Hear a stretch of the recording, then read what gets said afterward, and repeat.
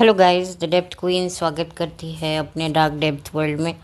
और आज मैं बात करने वाली हूँ जिस फिल्म के बारे में। ये फिल्म आज से 5 साल पहले ओटीटी पे रिलीज़ हुई थी। और जब ये रिलीज़ हुई तो किसी ने भी नहीं सोचा था कि इस फिल्म को इतने लोग देखेंगे, क्योंकि इसकी सबसे बड़ी वजह थी कि इस फिल्म के जो हीरो थे वो फिल्म में ही नहीं बल्कि असल ज़िंदगी में भी ये दुनिया छोड़कर चले गए थे, जिसकी वजह से पूरा देश, पूरा हिंदुस्तान जो है वो सदमे में चला गया था।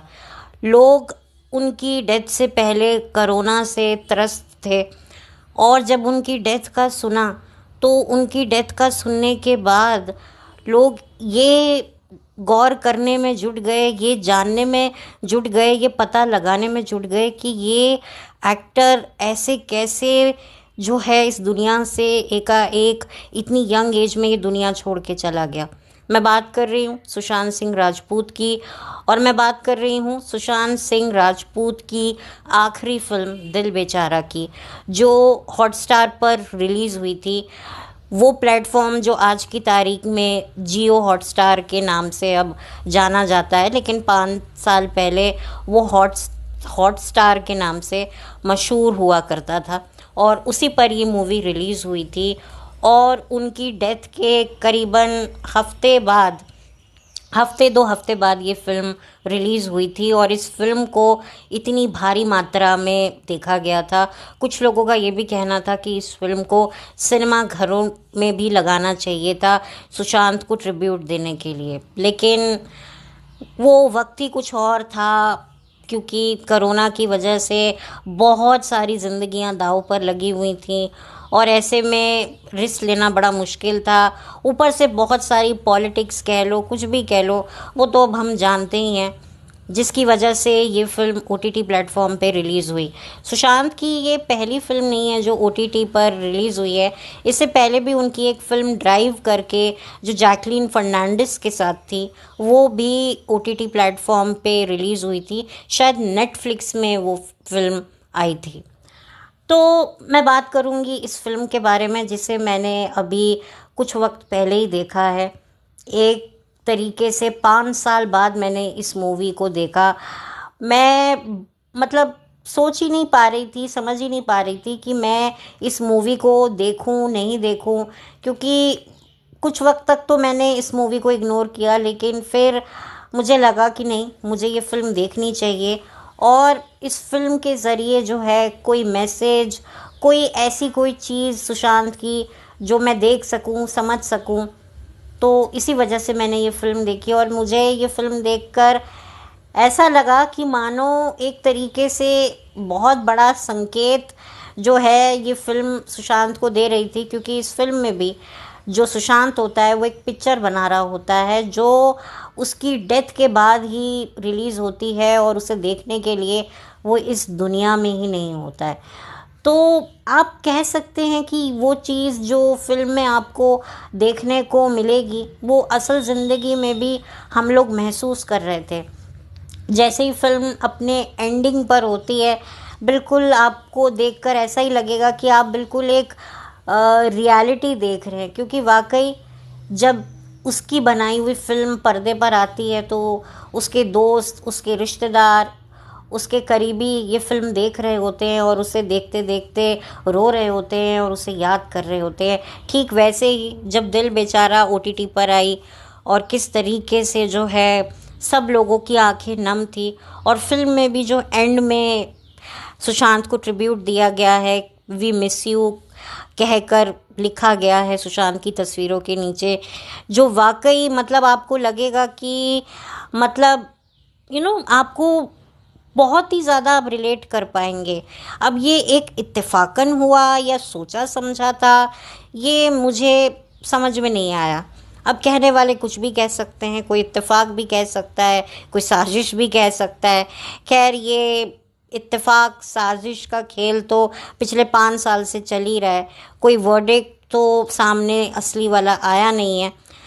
बट जो भी था, ये बहुत अनफॉर्चुनेट एक इंसिडेंस है कि जो हीरो है उसको शायद ये पता ही नहीं था, सुशांत को ये पता ही नहीं था कि जो फिल्म में दिखाया जा रहा है वो असल ज़िंदगी में भी मेरे साथ यही होगा, कि जब ये फिल्म आएगी, इसे दिखाया जाएगा, तब मैं ही इसे देखने के लिए नहीं होऊंगा, मैं ही इस फिल्म का रिएक्शन जानने के लिए इस दुनिया में नहीं होऊंगा। तो ये चीज़ मुझे काफ़ी सिमिलर लगी।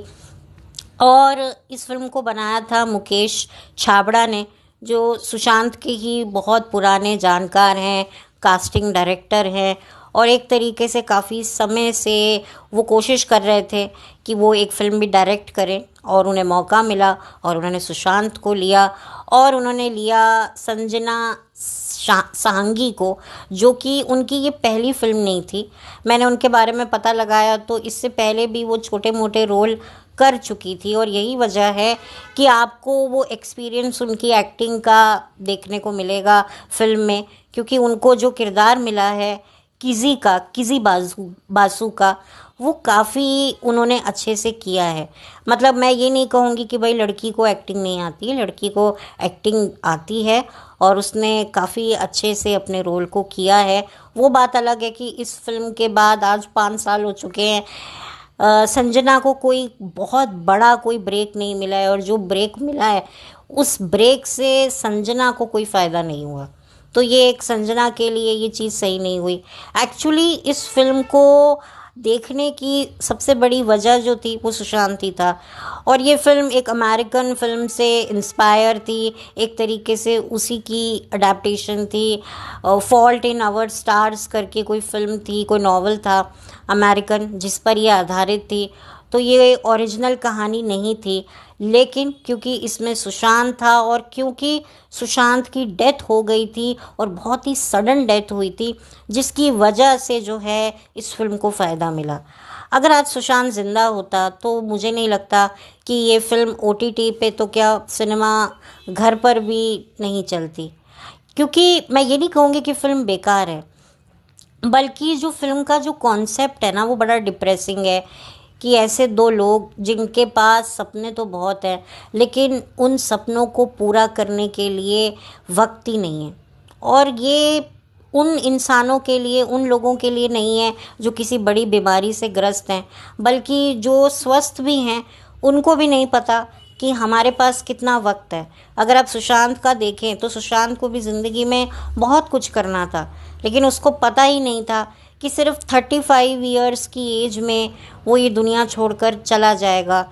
और बहुत सारे उसके ड्रीम्स थे जो उसने पूरे किए, और बहुत सारे उसके ड्रीम्स बाकी थे जिसे वो पूरा करना चाहता था। तो ये एक तरीके से ये हर इंसान की आज की तारीख में एक तरीके से एक जद्दोजहद है कि पता नहीं हमारे पास वक्त कितना है, तो चलो भागो अपने सपनों के पीछे, पकड़ो उनको। और इस चक्कर में लोग ज़्यादा हाइपर होने लगे हैं, ज़्यादा टेंशन में आने लगे हैं, ज़्यादा डिप्रेशन में आने लगे हैं। मुझे लगता है इसकी एक ये भी वजह है। और दूसरी वजह है कि ये जो बीमारी है, ये जो डिज़ीज़ हैं, इसके ऊपर पहले होता था कि फ़िल्म देखकर हम मोटिवेट होते थे कि भाई मरने से पहले नहीं मरना चाहिए, लेकिन आज सच कहूँ तो मुझे लोगों के अंदर वो चीज़ दिखाई देती है कि लिटरली लोग स्वस्थ हैं, जवान हैं, उसके बावजूद भी कहीं ना कहीं वो वेट कर रहे हैं कि भाई हमारा नंबर तो नहीं अब आने वाला है, अब हमारी बारी आने वाली है,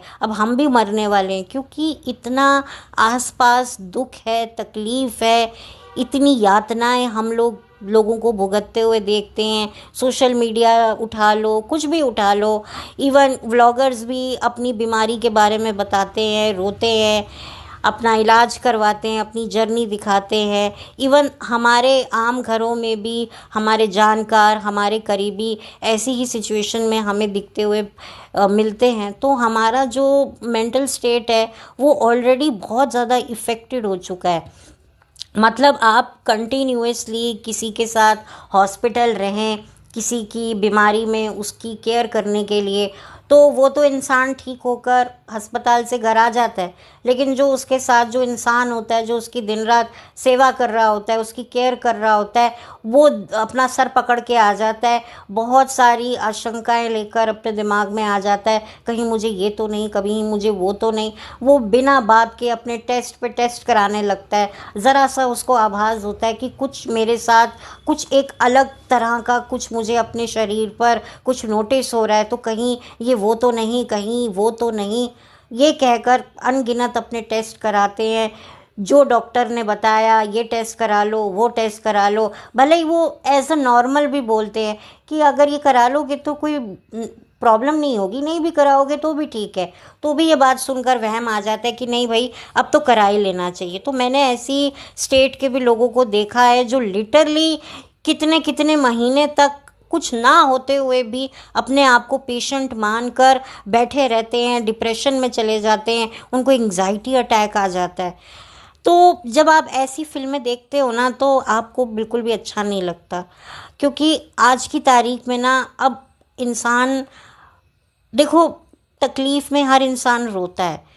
तो वो सोचता है ना कि यार मैं अपने आंसू किसी तकलीफ़ के लिए बचा के रखूं, मैं क्यों घड़ी घड़ी इन्हें बहाऊं, भले ही किसी फिल्म के माध्यम से हो या कोई सोशल मीडिया पोस्ट के माध्यम से हो। अब देखो, इंसान ना रोने से भी परहेज़ करता है, कहते हैं यार मैं आया हूँ तो मैं कब तक रहूँगा, वैसे ही मेरी तकलीफ़ें प्रॉब्लमें मुझे इतना रुलाती हैं। तो यही वजह है कि हर कोई हंसना चाहता है, हर कोई जो है मुस्कुराना चाहता है, लाइट हार्टेड चीज़ें देखना चाहता है। ऐसे में ये फिल्म, ऐसी फिल्में आती हैं, मैं इस फिल्म की ही बात नहीं कर रही हूँ, मैं ऐसे टॉपिक पे बहुत सारी फिल्में बनती हैं जो शायद पहले एक ज़माने में पसंद की जाती थी, भाई मोटिवेशन मिलती है आपको, लेकिन अब ना कोई इतना भी मोटिवेट नहीं होना चाहता। मैं तो नहीं होना चाहती, ये बात मैंने पहले भी करी है। अब लोगों की वो जो जर्नी स्टोरीज़, वो स्ट्रगल स्टोरीज़ अब बहुत हो गया। भाई तुम्हारी स्ट्रगल स्टोरी इसीलिए लोग सुन रहे कि तुम कुछ बन गए हो। अगर तुम कुछ नहीं बनते तो कौन तुम्हारी सुनता। हर इंसान किसी पावरफुल इंसान की ही स्ट्रगल स्टोरी सुनना चाहता है, कोई नॉर्मल इंसान की स्ट्रगल स्टोरी नहीं सुनना चाहता। तो ये एक रियलिटी है। बट खैर जो भी है, सुशांत का चेहरा आपसे फिल्म में बिल्कुल भी नहीं देखा जाएगा, क्योंकि जो उसकी चेहरे की जो मासूमियत है, जो उसका भोलापन है, वो कहीं ना कहीं आपके दिल को कचोड़ेगा, आपको बड़ी तकलीफ़ देगा कि भैया ये मासूम चेहरा अब हमें 5 साल से इस दुनिया में नहीं देखने को मिल रहा है। तो वो एक चीज़ आपको करेगी। इवन आप सुशांत के चेहरे की तरफ क्या, आंखों की तरफ भी आंखें डाल के नहीं देख सकते। लिटरली मेरे लिए भी बड़ा डिफ़िकल्ट था ये फ़िल्म देखना, और मैंने करीब करीब फ़िल्म को थोड़ा थोड़ा आगे भी कर दिया, क्योंकि मैं नहीं रोना चाहती थी, मैं नहीं तकलीफ़ में करना चाहती थी। क्योंकि इतना कुछ, अगर मैं अपनी लाइफ के बारे में भी बात करूं, मेरी भी लाइफ में बीते दिनों काफ़ी स्ट्रेस रहा, काफ़ी प्रॉब्लम रहा। हालांकि आपको शायद मेरी वीडियो से नहीं पता चला होगा, क्योंकि मेरी कुछ प्री रिकॉर्डेड वीडियोस होती हैं, तो मैं उनको काफ़ी टाइम पहले रिकॉर्ड करके रख लेती हूँ, तो मैं डालती हूँ, क्योंकि मेरा शायद मन नहीं होता है डालने का, तो मैं वही प्री रिकॉर्डेड वीडियोस डाल देती हूँ, जिससे जो है मेरा चैनल जो है वो थोड़ा सा उसकी वो बनी रहे, ऑन गोइंग चलती रहे। क्योंकि अभी कुछ समय बाद जो है मैं फिर एक हफ्ते का ब्रेक लेने वाली हूँ, और इस टाइम मैं बिल्कुल एक हफ्ते बाद ही आऊँगी। मैं बीच बीच में ऐसा नहीं है कि मुझे समय मिलेगा तो मैं आ जाऊँगी, मैं नहीं आऊँगी, क्योंकि मैं एक हफ्ते के लिए ब्रेक ले रही हूँ। तो कब लूँगी मैं ये, मतलब आप सोच सकते हैं 3-4 दिन में मुझे लगेगा, तो मैं कम्युनिटी पोस्ट में आपको इन्फॉर्म कर दूँगी। लिटरली बहुत कुछ मेरी भी लाइफ में चल रहा है, लेकिन मैं सोचती हूँ कि यार ये जो भी तकलीफ़ है ये मेरी है, इसको शेयर करने से कुछ नहीं होगा। क्योंकि आज की तारीख में ना खुशियाँ शेयर करने से कम हो जाती हैं और दुख बांटने से बढ़ता है। पहले होता था खुशियाँ बांटने से बढ़ती हैं और दुख बांटने से कम होता है, पर अब ये उल्टा होता है। खुशियाँ कम होने लगती हैं जब आप किसी के साथ शेयर करते हो, और जब आप अपना दुख बांटते हो तो दुख भी आपका जो है वो आपको 4 गुना लगता है कि हाय मैंने इसको बता दिया, उल्टा उसने तो पलट के मुझे और डरा दिया कि कहीं तुम ये भी टेस्ट करा लो, ये भी करवा लो, ये भी हो सकता है, या कुछ ऐसा बोल दिया जिससे मुझे गुस्सा आ जाए। तो ये बहुत सारी बातें होती हैं। खैर, फिल्म का म्यूज़िक भी ए आर रहमान ने दिया है, जो काफ़ी सूदिंग है, और मुझे कोई ख़ासा गाने इतने वो नहीं लगे हैं, बट हाँ ठीक है, फ़िल्म के हिसाब से, फ़िल्म की कहानी के हिसाब से गाने अच्छे हैं। और ये जियो हॉटस्टार पर अवेलेबल है, आप चाहें, आपका मन है तो आप देखिएगा, मैं आपको फ़ोर्स नहीं करूँगी। बस मुझे था कि मैंने देखी है तो मैं अपना एक ओपिनियन आप लोगों के साथ शेयर करूँ। और मैं इस फ़िल्म को ना बुरा बोलूँगी, ना अच्छा बोलूँगी, ना बहुत बेहतर है बोलूँगी, ना बहुत बुरी है बोलूँगी। मैं इसे एक सुशांत का गुड बाय गिफ्ट बोलूँगी, जो उसने हम सबको दिया है जाते वक्त। और अफ़सोस होता है कि क्या बोलूँ मैं ऑलरेडी बहुत कुछ बोल चुकी हूँ। मैंने सुशांत के ऊपर ऑलरेडी वीडियो की हुई है और मैंने काफ़ी बातें जो हैं खुलकर बोली हैं, तो यहाँ मैं वो बातें रिपीट नहीं करूँगी। बस जहाँ भी रहे सुशांत खुश रहे, उसकी आत्मा को शांति रहे। तो इसी के साथ अब मैं इस वीडियो को बंद करती हूँ और बहुत जल्दी मिलूँगी आपसे एक नए वीडियो के साथ।